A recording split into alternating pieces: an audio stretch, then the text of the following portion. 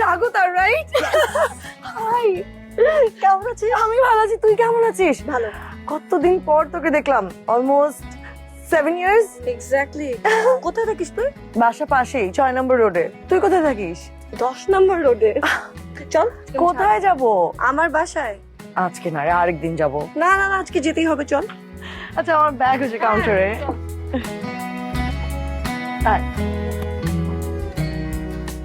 হয়ে গেছে বিল? ওকে, thank you. আমাকে একটু জি। ব্যাগ দে, আমার ব্যাগটা।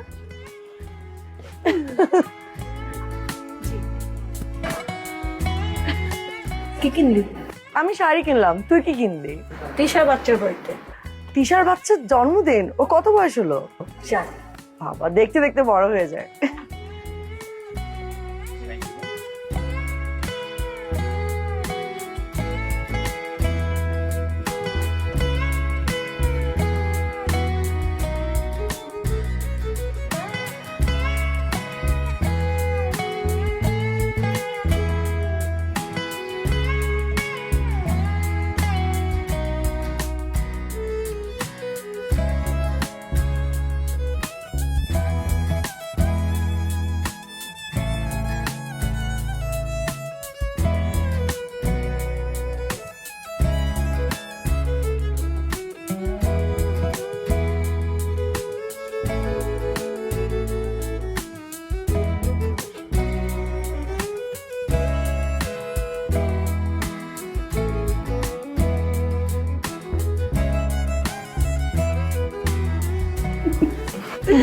আজকে কিন্তু তোকে না খাইয়ে যেতে দিব না।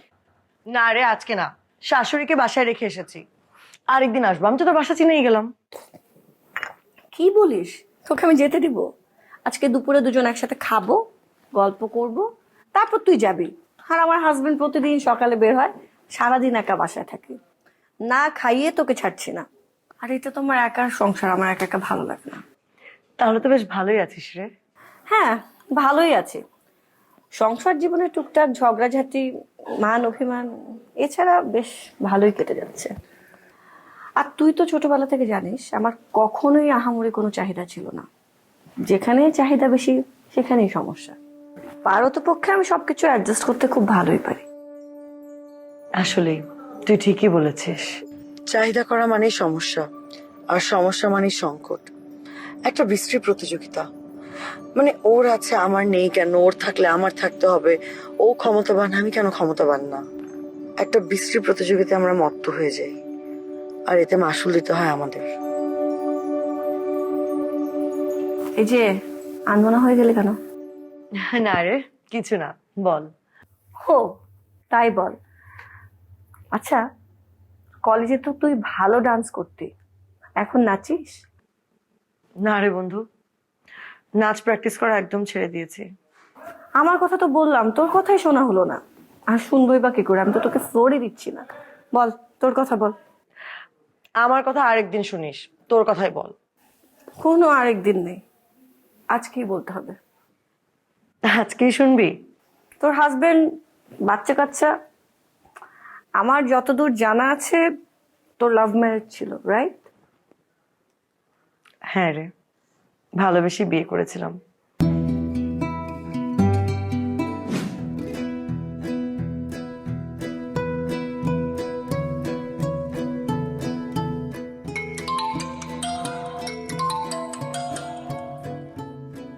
হ্যালো। শোনো না, তোমাকে একটা সারপ্রাইজ দেবো দেখে একটা কথা বলিনি। কি সারপ্রাইজ? গেস করো তো আমি এখন কোথায়? গেস করব? আরে বাবা, গেস করতে পারছি না, কোথায়? আমি এখন ঢাকায়, আজকে সকালে এসেছি। ঢাকায়? ঢাকায় কোথায়? আমি খালার বাসায় উঠেছি, তুমি পারলে এসো। অবশ্যই দেখা হবে। আজ অফিসের পর তোমার সঙ্গে সন্ধ্যার সময় আমার দেখা হচ্ছে। ওকে? ওকে, বাই।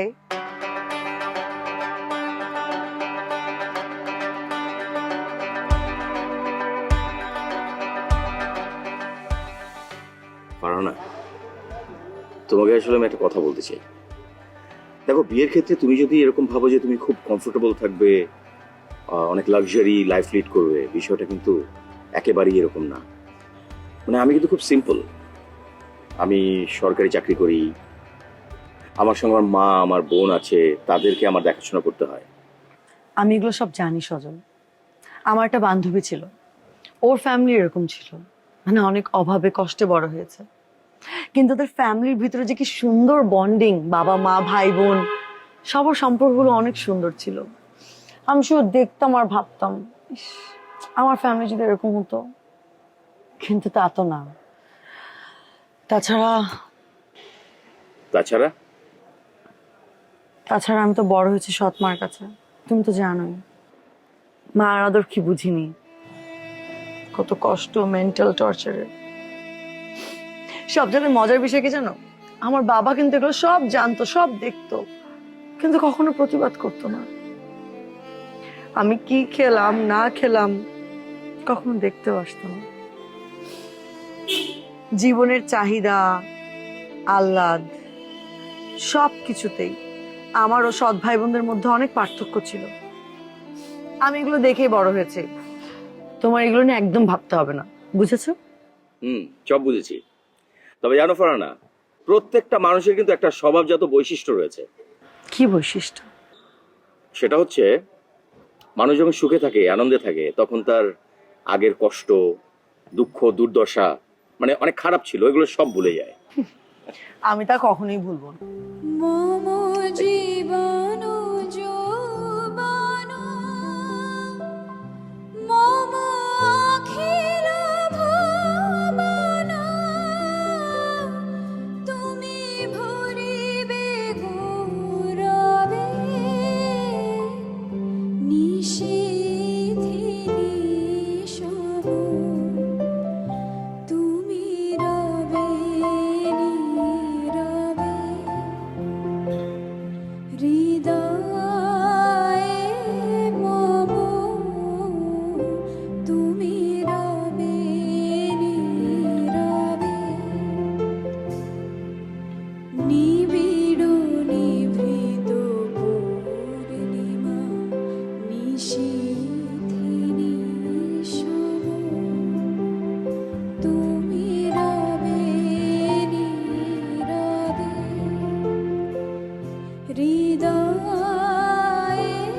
মম তুমি রবে নীরবে। তারপর তারপর তারপর আমি আর সজল ভালোবেসে বিয়ে করি। যদিও আমার অনেক আত্মীয় স্বজন এই বিয়েতে রাজি ছিল না। সজল গভর্নমেন্ট অফিসার। প্রথম দিকে আমাদের দাম্পত্য জীবন বেশ ভালোই চলছিল। হঠাৎ একটা সমস্যা ভিড় করে। কি সমস্যা?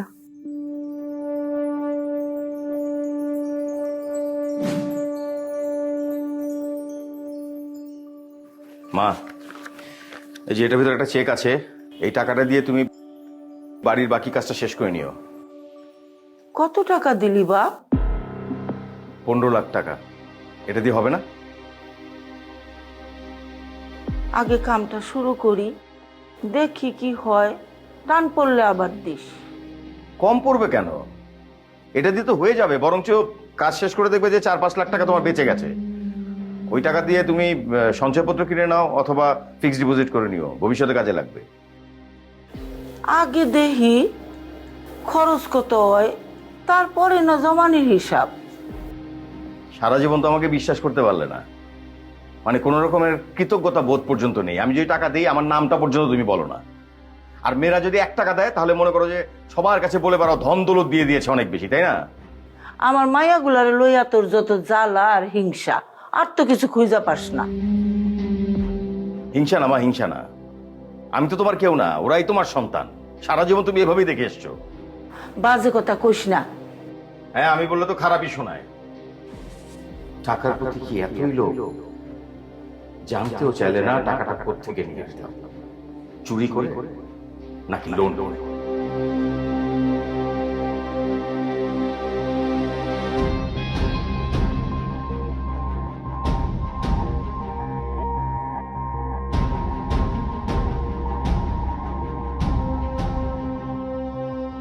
আমার ভালো লাগে না,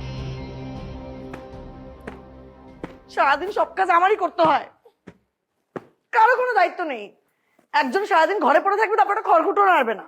হাহ, আমাকে তো বিয়ে করে এই বাড়িতে এনেছে দাসী বানানোর জন্য।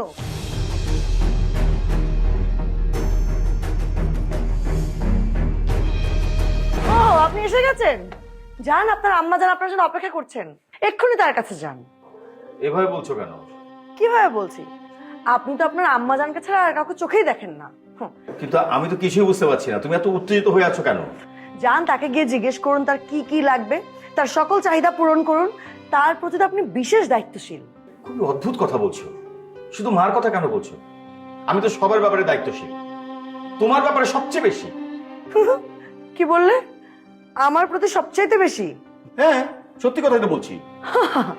তা কি এমনটা করেছেন আপনি আমার জন্য, একটু শুনি সজল সাহেব। কবে থেকে বলছি নিজের একটা ফ্ল্যাট কেন, তাও কিনছো না। আমার এই ভাড়া বাসা থাকতে একটুও ভালো লাগে না। শোনো, এটা কোনোভাবেই সম্ভব না। মানে আমি একটা সরকারি চাকরি করি, একটা একটা ফ্ল্যাট কেনার মতো টাকা আমার কাছে কোত্থেকে আসবে? তাছাড়া লোন করে আমি কিছুতেই কোনো কিছু করতে পারবো না। তা পারবে কেন? নিজের মা বোনদের বেলা তো সবকিছু পারো, শুধু আমার বেলা আসলে গলা শুকাও। এই না হলে মায়ের ছেলে।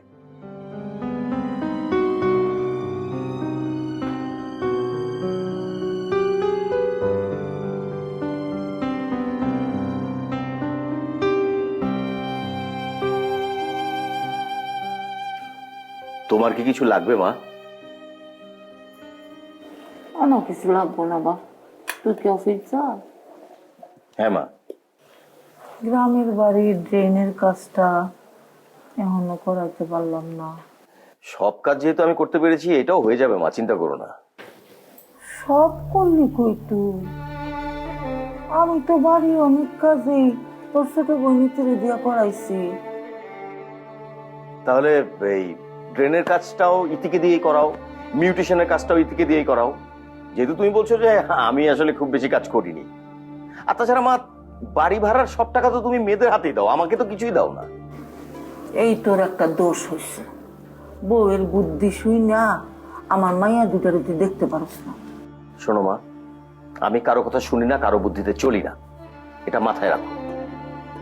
এখন বলো তোমার কি লাগবে? কয়টা ওষুধ আনুন লাগবো?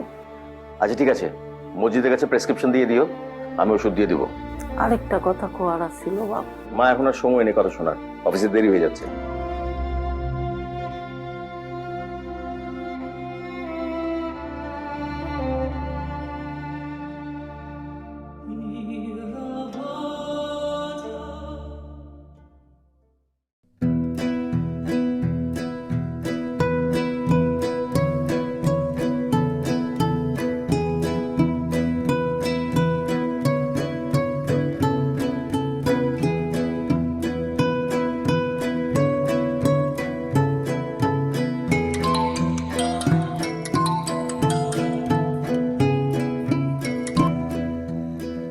হ্যালো। হ্যালো, কি হলো এখন আসছো না যে? কোথায়? বাসায়। আর কোথায়? 5টা বেজে গেছে, তুমি এখন আসছো না? আমাদের আজকে বাইরে যাওয়ার কথা। কেন, ঝগড়াঝাটি করার জন্য কোনো সাথী খুঁজে পাচ্ছ না বুঝি? আমি কি তোমার সাথে ঝগড়া করছি? আমি তোমার খোঁজ খবর নিচ্ছি। আচ্ছা সত্যি করে বলো তো, তোমাকে সবসময় মনে হয় যে আমি তোমার সাথে শুধু ঝগড়াই করি? তা নয়তো কি, বিয়ের আগের মোমেন্টগুলোই শুধুমাত্র শুভকর ছিল, আর বিয়ের পরে যতদিন পার করছি সেখানে শুধু ঝগড়া, অশান্তি, এছাড়া আর কি ছিল তুমি বলো? হ্যাঁ, তোমার মতো মানুষ তো শুধু এটাই বলবে, উল্লুক কোথাকার। আমি যে তোমাকে এত ভালোবাসি সেটা তুমি দেখো না। না, এই যে তোমার জন্য নাস্তা তৈরি করি, তোমার জন্য অপেক্ষা করি, তোমার সাথে সংসার করছি, এগুলো কি ভালোবাসা না? ও তাই নাকি? কিন্তু তোমার এই ঝগড়া অশান্তির পাটটা এত বড় যে এই ক্ষণিকের ভালোবাসাটা না একেবারে ম্লান হয়ে যায়। তুমি আসলে কখনোই বুঝবে না যে আমি তোমাকে কতটা ভালোবাসি। আমি যদি এই পৃথিবীতে কাউকে সবচাইতে বেশি ভালোবেসে থাকি সেটা হচ্ছে তুমি।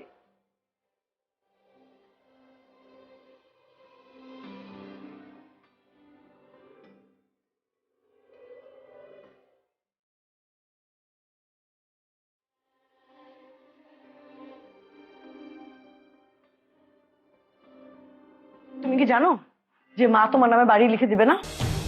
কেন দেবে না? এমন তো কথা ছিল না। কথা ছিল যে আমি বাড়িটা বানানোর পরে সেটা আমার নামে লিখে দেবে। হ্যাঁ, ভুলবশত মায়ের নামে উঠেছে, তো দলিলটা চেঞ্জ করে দিলেই তো হয়। উনি সংশোধন করবেন না, তুমি কি করবে? সংশোধন করবেন না মানে? তাহলে তো আমি শূন্য হয়ে গেলাম। মানে এতদিনের কষ্ট করে আমি লোন করে তারপরে বাড়িটা করেছি, এখন যদি বাড়িটা আমার নামে না হয় তাহলে তো আমার কিছুই থাকলো না। আমার চাকরি শেষ হয়ে গেলে আমি গিয়ে উঠবো কোথায়? এটা অনেক বড় একটা ইনজাস্টিস হবে আমার সঙ্গে। আমাকে সব বলছো কেন? তোমার মাকে যেয়ে বলো। তোমাকে বলছি কারণ তুমি হচ্ছে এই সংসারের একটা পার্ট। আমার একটা কথা উনি শোনে, আমাকে 1 পয়সা দাম দেয়? বাড়ির কথা বললে ওনার মাথা গরম হয়ে যায়, উল্টাপাল্টা কথা বলা শুরু করে। কিন্তু কিন্তু এমন তো হওয়ার কথা ছিল না ফারানা। এবার বোঝো, আমাকে বাদ দিয়ে ওনার সকল প্রয়োজন তুমি মিটিয়েছো, সমস্ত বিপদ থেকে ওনাকে উদ্ধার করেছো, অথচ ওনার মধ্যে বিন্দু মাত্র কৃতজ্ঞতা বোধ নেই। এটাই তো নিয়ম। পৃথিবীতে সবচেয়ে বেশি যে যার জন্য করবে সেই সবচেয়ে বেশি বিশ্বাসঘাতকতা করবে।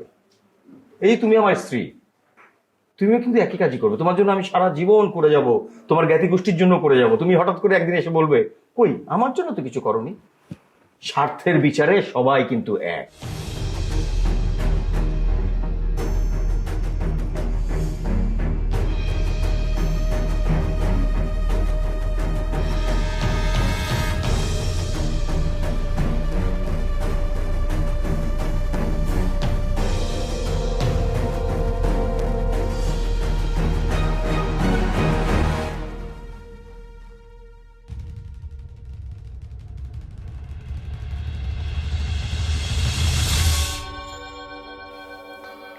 তোমার চা।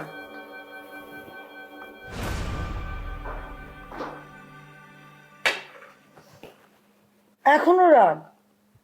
আচ্ছা, আই এম সরি। সরি তো।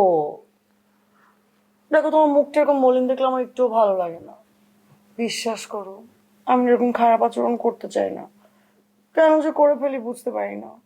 হয়েছে, এরকম সরি তুমি অনেকবার বলেছো, এটা ফার্স্ট টাইম না। আসলে এই সরি বলার কারণটা কি? মানে যে সরি তুমি মেনটেন করতে পারবে না সেই সরি বলার তো কোনো দরকার নেই। It's okay, it's fine. হ্যাঁ, তোমার জন্য তো ফাইনই হবে। আমি তো দোষ করলে অ্যাটলিস্ট সরি বলি, তুমি তো তাও বলো না। আমি কেন সরি বলবো? আমি তো প্রত্যক্ষ বা পরোক্ষভাবে তোমাদের কারোর সঙ্গে কোনো রকম খারাপ ব্যবহার করি না, বরঞ্চ তোমরা আমাকে একের পর এক উত্তপ্ত করতে থাকো। এটা নেই, সেটা নেই, ওটা নেই, এটা কেন নেই, এটা আমার লাগবে, আমি কি এই বাড়ির দাসী নাকি? এগুলো শুনতে শুনতে না আমি জাস্ট ফেড আপ হয়ে গেছি। আমি আর নিতে পারছি না। তাই ভাবছি কি ভাবছো তুমি? তাই ভাবছি একা কোনো একদিকে চলে যাব, কারণ তোমরা দুজন কোন রকম স্যাক্রিফাইস মুডে নেই। তোমরা স্যাক্রিফাইস করতে জানোই না। মানুষ রূপী এই গাছটা তোমাদেরকে ফল দেয়, অক্সিজেন দেয়, তোমাদেরকে পেরে পুষে রাখে। সেই মানুষটাকে বাঁচিয়ে রাখার যত্ন নেওয়ার কোনো রকম প্রয়োজন বোধ করো না তোমরা। তাই ভাবছি আসলে যেদিকে দু চোখ যায় কোনো একদিকে চলে যাব। চলে যাবে? চলে গেলে মুক্তি মিলবে? তাহলে যাও। মুক্তি কেবল মিলবে আমার মৃত্যুতেই। হ্যাঁ, এই সংসারে আমি যে অশান্তিতে আছি, আমার মৃত্যুই শুধুমাত্র মুক্তি দেবে।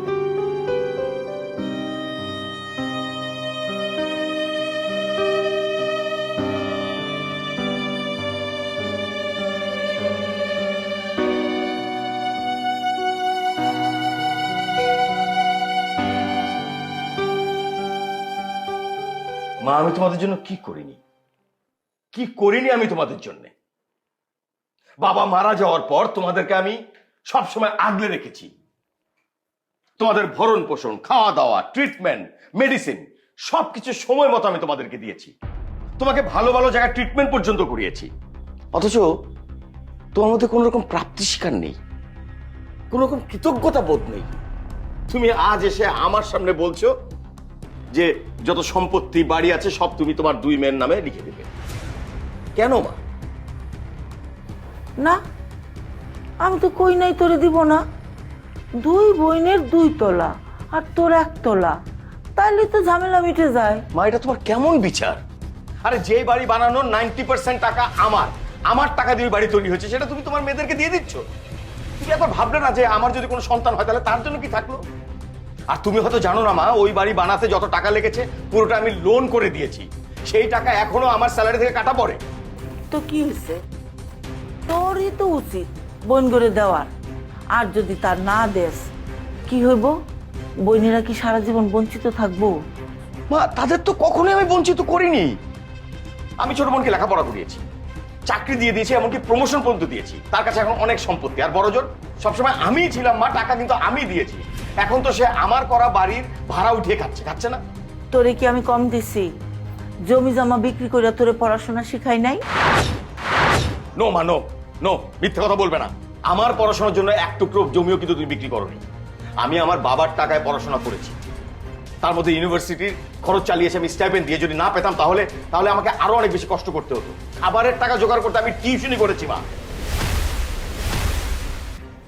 দেখ সজল, তুই যত কথাই কইস না কেন, আমি তোরে পুরা বাড়ি দিব না। আমি এটা কইছি তো কইছি, এটা আমার শেষ কথা, মনে রাখিস। আমি আমার এই কথা থেকে এক চুলও নড়ব না। হ্যাঁ মা, বুঝতে পেরেছি, আমি সব বুঝতে পেরেছি মা। শুনেছিলাম যে পৃথিবীতে কুসন্তান হয়, কংস মামা হয়, কংস পিতাও হয়, কিন্তু কংস মাতা হয় সেটা কখনো শুনিনি।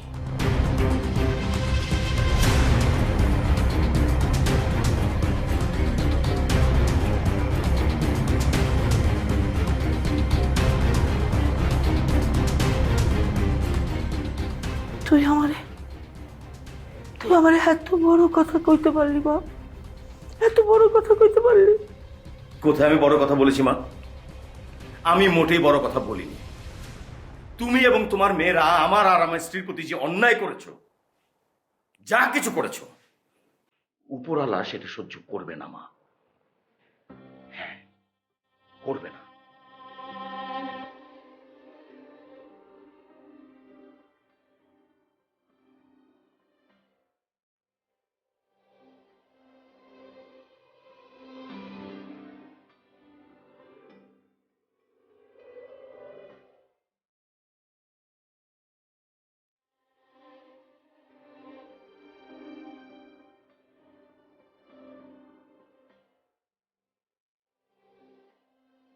এসব অশান্তি আর ভালো লাগে না। মাঝে মাঝে আমার মনে হয় তুষারই আমার জন্য সঠিক ছিল। বড্ড ভুল হয়ে গেছে আমার সজলকে বিয়ে করে। তার ভুলগুলো তো প্রায়শ্চিত্ত করতেই হবে, এটাই নিয়ে। কি হয়েছে? তোমার মার সাথে ভালো মতন সলা পরামর্শ হয়েছে? হ্যাঁ হয়েছে। আমার মার সঙ্গে অনেক ভালো মতো তোমাদের সুখ শান্তি নিয়ে সলা পরামর্শ হয়েছে। কারণ আমার জীবনটা উৎসর্গ করে দিয়েছি তোমাদের সুখ শান্তিতে। আমাদের সুখ শান্তি না, বলো তোমার মার সুখ শান্তি। তুমি তো তোমার মাকে ছাড়া আর কাউকেই দেখো না, যা কিছু করো তার জন্যই করো।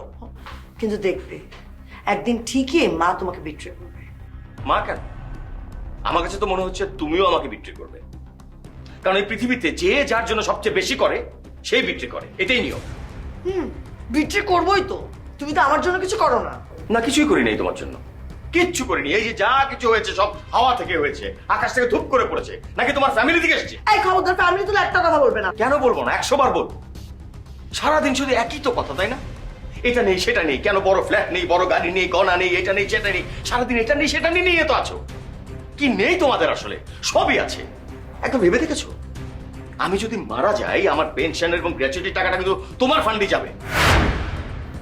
তারপরে তুমি বলছো তুমি এবারে চাকর, তাই না? আমি তো চা করি তোমার এবং তোমার মার জন্য। আমি চা করি।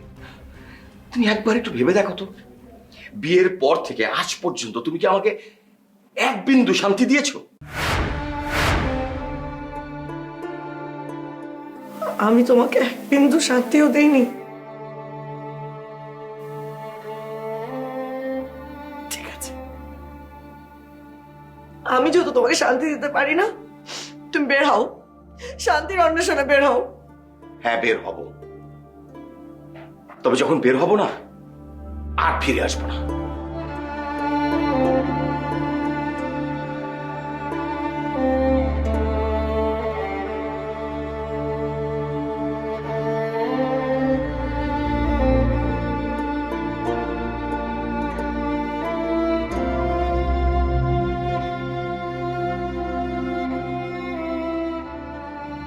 এ তো আমার সজল না। হঠাৎ দিন দিন ও কেন এত পরিবর্তন হয়ে যাচ্ছে? এতদিনের চেনা জানা মানুষটা কিভাবে জানি অনেক দূরে চলে যাচ্ছে। কেন এসব হচ্ছে? তাহলে কি ওর মাই পরিবর্তনের পেছনে দায়ী, নাকি আমি দায়ী? কেন আমাদের এত সুন্দর সংসারের দরজা বন্ধ হচ্ছে? একবার যদি দরজাটা বন্ধ হয়ে যায়, তাহলে আমি কাকে ভালোবাসবো? না, আমাকে কিছু একটা করতে হবে।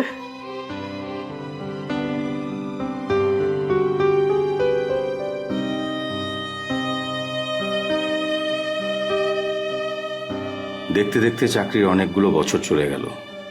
সময় যে কত দ্রুত ফুরিয়ে যায় টেরই পেলাম না। কত চড়াই উতরাই ঘাত প্রতিঘাতের মধ্যে দিয়ে জীবন যে অতিবাহিত হলো, সত্যি অবাক লাগে। কত মানসিক শারীরিক কষ্টের মধ্যে দিয়ে যেতে হয় আমাকে। সবার জন্যই করলাম, কি স্ত্রী, কি আমার মা। সাধ্যের মধ্যে দিয়ে যা করা যায় তাই তো করলাম। দায়িত্বশীল হবার প্রচেষ্টা ছিল নিরন্তর। আত্মীয় পরিজন সবার জন্য অদম্য চেষ্টা করেছি। তাদের জন্য সবকিছু করেছি। অন্ন বস্ত্র বাসস্থানের ব্যবস্থা করেছি। অবশেষে রেজাল্ট শূন্য, একেবারেই জিরো। সবাই বলে তুমি কিছুই করনি, তুমি কিছুই করনি, তুমি কিছু করতে পারোনি। হ্যাঁ হ্যাঁ, আমি কারোর জন্যই কিছু করিনি, কিছু করতে পারিনি। এসব বিরহের গান শুনছো কেন? না, মনটাকে একটু প্রবোধ দিচ্ছি, বোঝাচ্ছি। আমার জীবনের দুটো মস্ত বড় ভুল হয়ে গেছে, মস্ত বড় ভুল, যা শুধরানো আর সম্ভব না। কি ভুল করেছো তুমি? একটা হচ্ছে আমার মাকে আমার সঙ্গে রাখা। ওনাকে গ্রামের বাড়িতে রাখা উচিত ছিল। মাসে মাসে আমি খরচ চালিয়ে যেতাম, তাতেই বোধহয় ভালো ছিল। হয়তো উনিও স্বাধীনভাবে চলতে পারতো। আর 2 নম্বর ভুল হলাম আমি, তাই তো? আমাকে আর কত অপমান করবে তুমি? না, এখানে আসলে একটা ব্যাখ্যা আছে। তোমাকে ওভাবে এক ধরনের জোর করে বিয়ে করাটা আমার উচিত হয়নি, কারণ আরেকজনের কাছ থেকে ছিনিয়ে এনেছি তোমাকে। উনি তো তোমাকে অনেক ভালোবাসতো, তুমিও ভালোবাসতে। হ্যাঁ, হয়তো আমার মতো এরকম পার্মানেন্ট চাকরি ছিল না, কিন্তু তার তো জমি জমা ছিল, বাড়ি ঘর ছিল। তাতেই বোধহয় তোমরা সুখে শান্তিতে থাকতে পারতে। এত পরে বুঝলে? না, প্রথমেই বুঝেছিলাম। এই জন্য একবার তুমি এবং তোমার মা আমাকে বাড়ি থেকে বের করে দিয়েছিলে, যেন আমি আর কখনো ফিরে না আসি। না, তুমি আসলে মানসিকভাবে অনেক বিপর্যস্ত ছিলে। সবসময় ঝগড়াঝাটি করতে, কান্নাকাটি করতে। তাই মানসিকভাবে যেন তুমি সুস্থ থাকো, তোমাকে সেই জন্য তোমার বাপের বাড়ি কিছুদিনের জন্য পাঠানো হয়েছিল। কিন্তু সজল, সেই সময় তুমি আমার সাথে সকল রকম যোগাযোগ বন্ধ করে দিয়েছিলে, মনে আছে তোমার? আর এটাই তোমার মানসিক প্রশান্তির সুন্দর ব্যাখ্যা, তাই না? শোনো ফারহানা, নিজেকে শুধরাও, এখনো সময় আছে। অকারণে কাউকে কষ্ট দিও না, মানুষের সঙ্গে খারাপ ব্যবহার করো না। দেখা গেল যে সেই খারাপ ব্যবহারটাই বুমেরাং হয়ে তোমার দিকে একবার ফিরে আসতে পারে। চাহিদা কি, এর তো কোনো শেষ নেই। একটা চাহিদা শেষ হবে, আরেকটা চাহিদা আসবে। তাই এখান থেকে তোমার বের হওয়া দরকার। তুমি থামবে? এই লোকটা আমাকে শান্তিতে ঘুমোতেও দিবে না।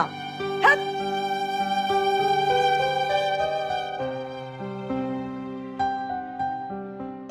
ঘুমাও, শান্তিতে ঘুমাও।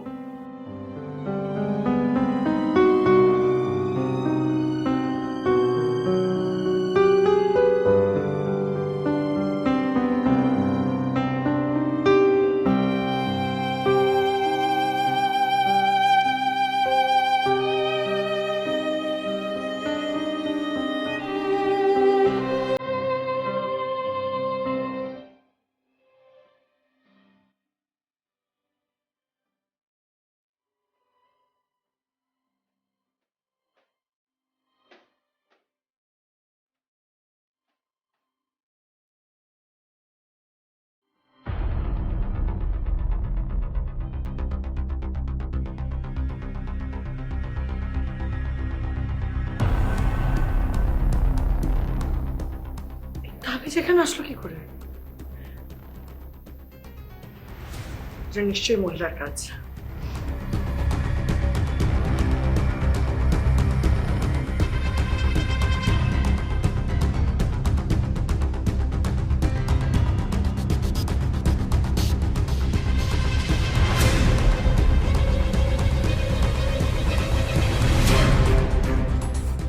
এসব কি আম্মা? এই তাবিজগুলো আমার ঘরে বালিশের নিচ থেকে মাত্র পেলাম। সত্যি করে বলেন তো, এসবকে আপনি রেখেছেন? মুখ সামলে কথা কই, তুমি কিন্তু কিচ্ছু মানো না। যা মুখে আসে তাই কও। মুরব্বীর লগে কেমনে কথা কইতে হয় বাপ মাই শিখায় নেয়। হ্যাঁ, আমি এইসব রাখতে যাবো কেন? তুমি বানায় কথা কইতেছ। বানায় কথা কওয়া তোমার একটা স্বভাব হয়ে দাঁড়াইছে। আপনি ছাড়া আর কে করবে এই কাজ? আপনি আমাকে বলুন, আমার বাসায় আপনি ছাড়া আর কেউ থাকে? আর তাছাড়া কিছুদিন আগে তো আমি আপনার ঘর থেকে বড়শি, কাঁঠাল পাতা পড়া, সুতোর গির আরো কি কি নিজে হাতে বের করলাম, আর এখন আপনি অবলীলায় অস্বীকার করছেন। এইসব তাবিজ কুফরি কালাম আমিও বিশ্বাস করি না। তুমি নিজে কইরা আমার উপর দোষ চাপাইতেছ।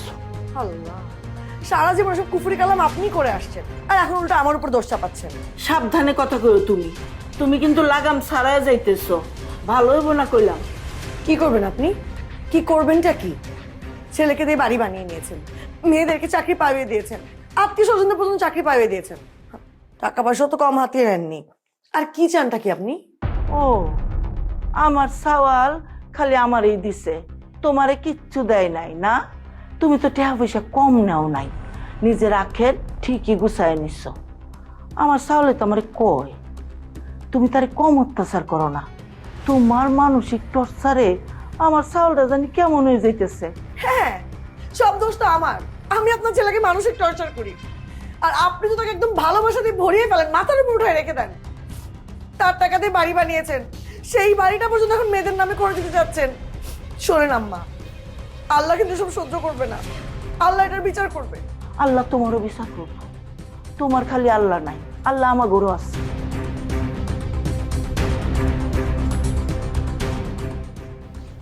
আমার সালটা যে কি বিয়াটা করলো, অশান্তিতে শেষ হয়ে যাইতেছি। এরকম ঢং ধরে বসে আছো কেন? তো কি করব? আমি তো বউ শাশুড়ির কথায় অস্থির হয়ে আছি। মানে আমার কপালে তো আসলে শান্তি নেই। তোমার কপালের সুখকে আমি খেয়েছি নাকি তোমার মা খেয়েছে? তোমরা দুজন মিলে খেয়েছো। আমার কপালের সুখ তোমরা দুজন মিলে খেয়েছো। তোমরা আসলে সম্পর্কের ভ্যালুই দিতে জানো না। মানে কোন সম্পর্ক কি সে পার্থক্য করতে তোমরা জানো না। হাজবেন্ড ওয়াইফের মধ্যে ভালোবাসা কি, বাবা মার মধ্যে ভালোবাসা কি, মা সন্তানের মধ্যে ভালোবাসা কি তোমরা বোঝো না। তোমরা সে পার্থক্য করতে পারো না। আচ্ছা ঠিক আছে, এখন এসব বাদ দাও। কেন বাদ দেবো? কেন বাদ দেবো আমাকে বলো।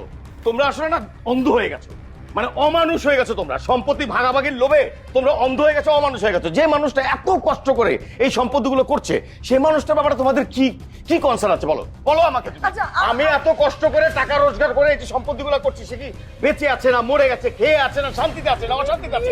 কিচ্ছু জানো না তোমরা। প্লিজ শান্ত হও, ডাক্তার তোমাকে বলেছিল কিছু না হতে। আমার দোষ, আই এম সরি, আমাকে তুমি মাফ করে দাও প্লিজ। সব দোষ আমার, আমি সব দায়ভার নিচ্ছি, তুমি প্লিজ ঠান্ডা হতো। আচ্ছা বাদ দাও, চলো এখন আমরা খেতে যাই। আমাকে তুমি ধরবে না, আমাকে তুমি টাচ করবে না, আমাকে লাগবে না কিছু। আমার সজল, সজল, সজল, মা, আম্মা, সজল, মজিদ, গাড়ি বের করো। হাসপাতালে যেতে হবে, হাসপাতালে যেতে হবে।